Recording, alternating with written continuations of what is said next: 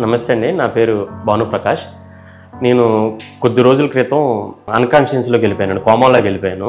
కోమాలోకి వెళ్తే మాకు తెలిసిన వాళ్ళు Vijayawada Latha super speciality hospital తీసుకొచ్చారండి. తీసుకొస్తే నన్ను ట్రీట్ చేసిన డాక్టర్ గారు సోనీలాల్ డాక్టర్ గారండి, న్యూరో సర్జన్.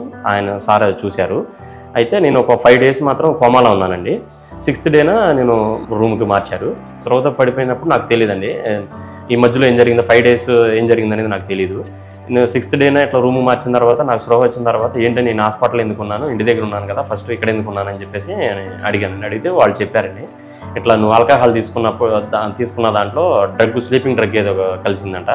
ఆ కలవటం వల్ల నువ్వు స్పృహ తప్పి కోమాలోకి వెళ్ళిపోయి 5 డేస్. 6th డేనే ఇట్లా వచ్చిన తర్వాత నాకు చెప్పారండి మా వాళ్ళు. చెప్తే సోనీలాల్ సారు ఆయనే ట్రీట్ చేశారండి. ఆయన ట్రీట్ చేయడం వల్ల నేను ఈ విధంగా మీరు మాట్లాడగలుగుతున్నాను.